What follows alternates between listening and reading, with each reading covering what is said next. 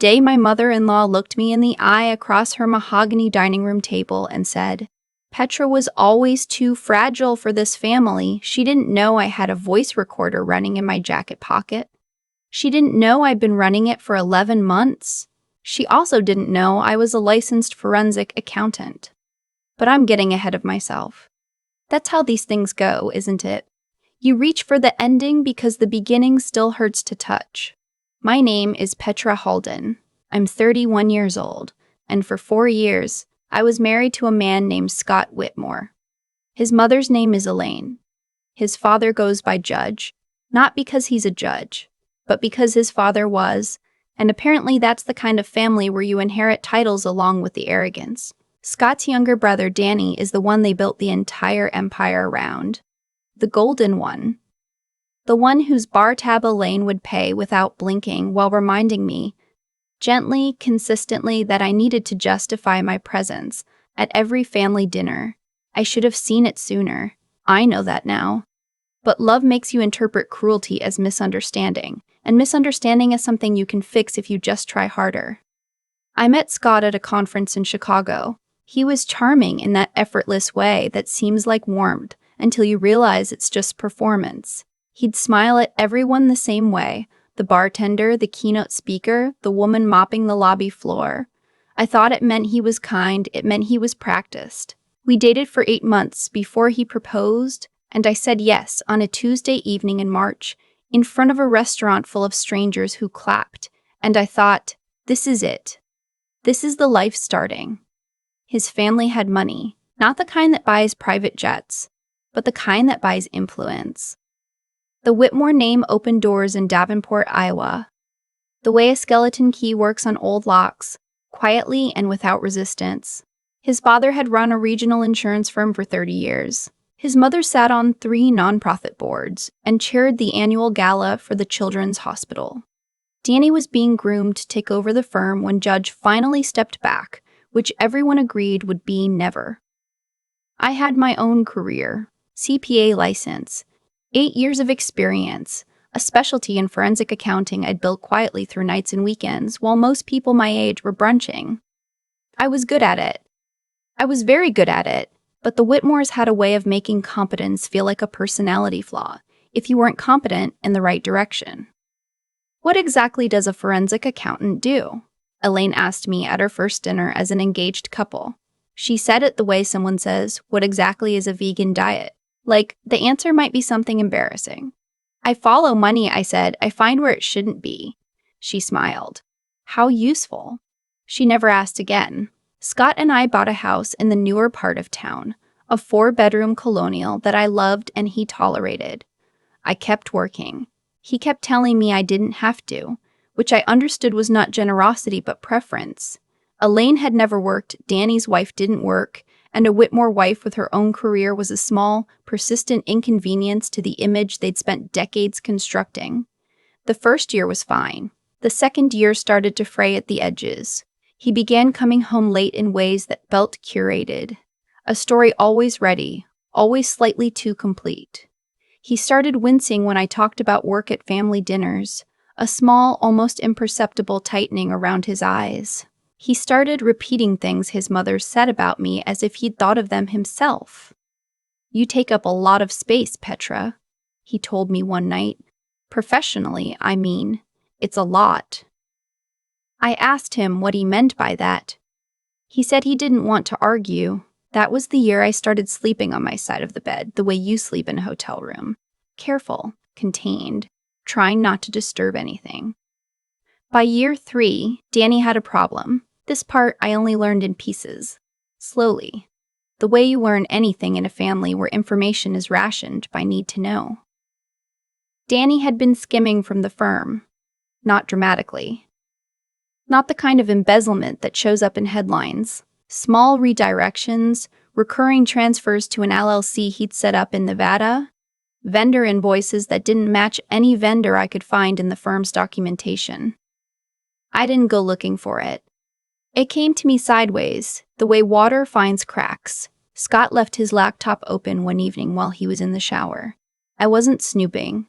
I was walking past, and my eye caught a spreadsheet in a format I recognized from work. The kind of internal ledger you build when you're trying to reconcile something that doesn't want to be reconciled. There was a column labeled deallocation that had no business being structured the way it was. I stood there for maybe 45 seconds. I didn't touch the keyboard, but I understood what I'd seen. The next morning, I started being more careful about what I kept and where. I'd been doing that for almost 2 months before I understood why. Some professional instinct I didn't yet have words for. By month 3, I had words for it. They were planning to use me. It came out in fragments over the following weeks. A comment from Scott's cousin at a birthday party. "You're lucky Elaine likes you, you know." Delivered with a smile that didn't mean luck. A call I wasn't supposed to hear. Elaine's voice carrying through the kitchen door. "She's clean enough. She's a CPA," it reads. Well, a document I found in Scott's desk drawer while looking for a pen. A draft of something. I only read the first paragraph before my hands went cold. It was a letter to the firm's outside counsel. It referenced a forensic accountant, an internal review, and a finding that would be attributed to P. Holden Whitmore. They were going to use my credentials to sign off on a clean audit. The kind of clean audit that would let Danny's arrangement look like a legitimate accounting decision. If it ever came apart, my license would be the one on the line. My name. My signature. Scott knew. Scott had always known. The charming man in Chicago who smiled at bartenders and keynote speakers had been performing something specific the night he met me, and I had smiled back and called it love. I didn't confront him. I've thought about that choice many times since, and I still believe it was the right one. Confrontation would have accelerated a timeline I didn't yet control. Instead, I came home that evening, and I made dinner, and I asked him how his day was, and I listened to his answer, and the whole time, a very quiet part of my brain was building a list. I called my college roommate, Jess, who now worked in Chicago as an attorney. Not a family lawyer, a litigator, the kind who didn't rattle. I told her what I'd seen and what I suspected. She was quiet for a long time. "Don't sign anything," she said. "I know." "Don't tell him you know." "I know." "Do you have copies?" I did. I'd been making them carefully for weeks without quite understanding why. Photographs on my personal phone, encrypted and backed up to a cloud account Scott didn't know about. Dates, times, what I'd seen and heard in a notes app I'd titled Recipes. Because I was aware that was exactly the kind of thing a thriller novelist would do, and also that it worked. Over the next 3 months, I built the case the way I built every forensic report in my career, methodically, without ego, following the numbers where they went. I subpoenaed nothing, because I had no subpoena power. What I had was 8 years of knowing how money moves when it doesn't want to be seen, and the patience to watch it. The LLC Danny had set up in Nevada ran through a management company. The management company had a registered agent whose name appeared on 3 other entities, 2 of which had done business with Whitmore Insurance. The invoices. I'd photographed them from the laptop that night, the night I stood in the hallway for 45 seconds, didn't match any legitimate vendor in their system. I cross-referenced against public records, state filings, business registrations. I built a timeline. At the same time, I started documenting what was happening to me. The dinners where Elaine referred to my work in past tense as if it had already ended. The evening Scott came home and told me the firm needed me to consult on a project, framed casually, almost tenderly, like a favor between family. I said I'd think about it. I started keeping the recorder running. The moment that broke something open in me happened on a Sunday in November. We were at the Whitmore house for a family dinner. The whole gathering, Judge at the head of the table, Danny and his wife on one side, Scott and I on the other.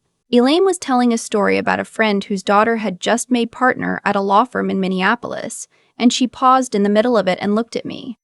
"Of course, some women find that kind of drive is hard on a marriage," she said, pleasantly, the way you say something you've practiced until it sounds offhand. Everyone at the table kept eating. I looked at Scott. He reached for the breadbasket. That was the moment I stopped grieving the marriage and started finishing the report. Jess flew in from Chicago 2 weeks later. We met at a coffee shop I'd chosen specifically because it didn't have parking near the Whitmore Insurance office. I'd brought a folder. She brought a contact, a colleague of hers who did white-collar criminal defense, and, more relevantly for our purposes, knew the Iowa Attorney General's Financial Crimes Unit personally. "How solid is this?" Jess asked, flipping through the documentation. "Solid enough," I said. "There's a gap in the vendor verification trail that I can't close without subpoena power, but the pattern is clear. A first-year audit associate would flag this. They were counting on you not flagging it. They were counting on my signature making it so no one else would look." She closed the folder. "Okay, here's how this goes. The referral to the AG's office happened through Jess's contact. I provided everything I had, the documentation, the photographs, the timeline, the recordings. I was interviewed twice by an investigator named Sandra, who had the manner of someone who had heard a great many implausible things and believed most of them. She asked me why I hadn't come forward sooner. I needed to make sure I had enough, I said, and I needed to make sure I was safe when I did. She nodded slowly. "Smart," she said, in a tone that meant she'd heard that before too. I moved out on a Thursday morning while Scott was at work. I'd arranged it with Jess 2 weeks in advance, a moving company that worked fast, a storage unit, a sublet I'd signed for, quietly the month before. I took my clothes, my files, my laptop, my grandmother's china, and the voice recorder. I left my key on the kitchen counter. I didn't leave a note. I'd said everything I needed to say in that folder. Scott called 17 times that afternoon. I answered once, the 5th call. "Petra, what is going on? Don't," I said. "Just don't." There was a silence. In the silence, I could hear him recalibrating, shifting from confusion to something more careful. "We can talk about this," he said. "There's nothing to talk about. Your mother's dining room table." November 14th. She said I was too fragile for the family. I had a recorder in my jacket. Another silence. "You reached for the breadbasket, Scott?" He didn't say anything else. I ended the call. The AG's investigation moved faster than I expected, which Sandra later told me was because the documentation I provided was unusually organized. I appreciated that. I had spent 8 years learning to organize documentation that people hoped would never be found, and I was glad it showed. Danny's LLC was flagged within 30 days. The management company unraveled in 6 weeks. By the time the formal charges were filed, wire fraud, financial institution fraud, 3 counts of falsifying business records. The Whitmore family had been through 2 attorneys, and a failed attempt to claim the irregularities were the result of an unauthorized vendor relationship that neither Danny nor Scott had been aware of. They tried to say it was me. Specifically, they produced a memo, backdated. I knew it immediately from the metadata, a detail their attorney clearly hadn't considered, that suggested I had flagged the vendor structure as compliant during an informal internal review. My signature wasn't on it. My name was, in the body of the text, attributed to a verbal consultation. Sandra called me the morning they produced it. "They're saying you verbally cleared it," she said. "They didn't ask me to clear anything," I said. "They were working up to asking me to sign something formal. That's why they needed more time." "Can you prove that?" "The recording shows Scott asking me to consult on a project without specifying what project. The firm's internal calendar, which I obtained when I was technically still a family member reviewing shared documents, shows the formal review was scheduled for January. I moved out in December." Another pause. "You moved out before they could get the signature." "Yes, you planned that." "I followed the timeline," I said. "That's what I do." The memo fell apart under scrutiny. Metadata doesn't lie. The date on the file was 11 days before the vendor relationship it referenced had been established.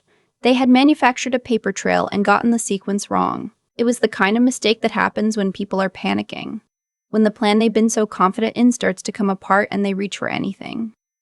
I was deposed in February. I sat across from the Whitmore family's attorney for 4 hours, and I answered every question he asked me in complete, precise sentences.